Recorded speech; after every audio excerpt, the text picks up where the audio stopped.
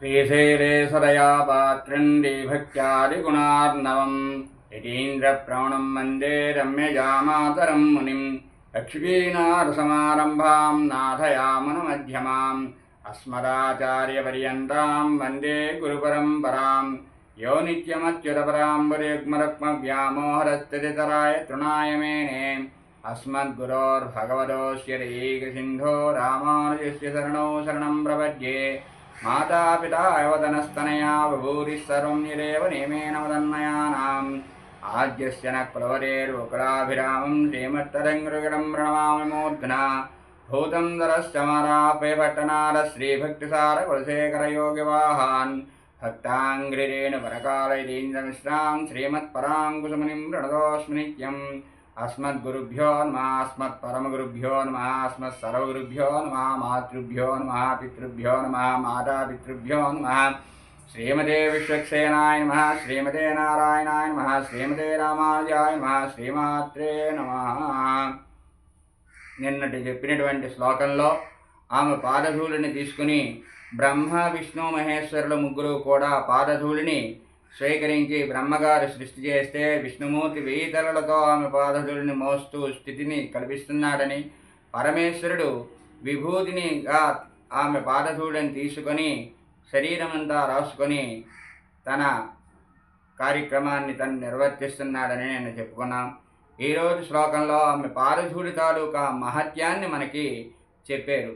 అజ్ఞానంలో ఉండే వాళ్ళకి ఆమె పాదధూళి ఏమిటి చేస్తుందండి అంటే జ్ఞానానికి తీసుకెళ్తుందని, అజ్ఞానులకి జ్ఞానాన్ని ప్రసాదిస్తే విద్యావంతులకి ఉన్నత స్థాయికి తీసుకెళ్ళడానికి, దరిద్రులకి ధనవంతులు చేయడానికి, సంసార బంధంలో ఉన్న వాళ్ళకి సంసార బంధం నుంచి విముక్తి చేయడానికి కూడా ఉపయోగపడుతుందని చెప్పి శ్లోకంలో చెప్పడం జరిగింది.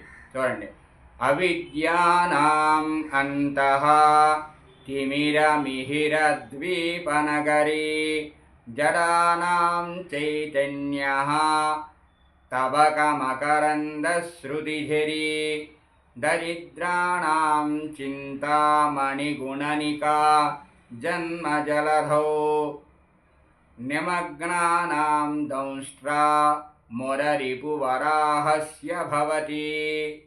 అవిద్యానాం అంతః, అవిద్యానాం విద్య లేని వాళ్ళకి అంతః ఆ విద్య అనేది లేకుండా అంటే చదువుకోని వాళ్ళకి అజ్ఞానాన్ని తొలగించి జ్ఞానం అనేటటువంటి తిమిర ద్వీపనగరి, తిమిరము అంటే చీకటి, ఆ చీకటి నుంచి పోగొట్టి ద్వీపం అనేటటువంటి నగరానికి తీసుకెళుతుంది అని నేను చెప్పడం జరిగింది. రెండో దాంట్లో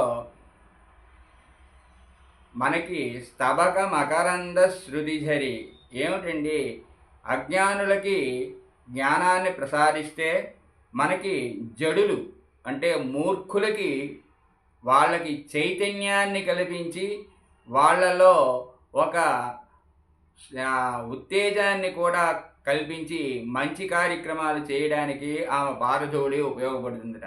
మూడోది ఏమిటండి, దరిద్రాణం చింతామణిగుణనికా జన్మజలధౌ, దరిద్రుడు అయిన వాళ్ళకి వాళ్ళు ధనం కోసం ప్రార్థిస్తే ఆమె పాదధూళిని తీసుకుంటే వాళ్ళకేమిటండి కోరికలనేవి తీర్చేటటువంటి మణులతో కూడినటువంటిది ఆమె పాదధూళి. అలాగనే నిమగ్నానాం దంష్ట్రా మొరరిపు వరాహస్య భవతి, ఆ సంసార బంధంలో నిమగ్నమై ఉండిపోయే వాళ్ళకందరికీ కూడా ఈ సంసార బంధం నుంచి విముక్తి చేయడానికి ఆవిడ తాలూకా పాదధూళి రేణువులు ఉపయోగపడతాయని శంకరాచార్యులు గారు ఎంతో చక్కగా వర్ణించారు. స్వస్తి.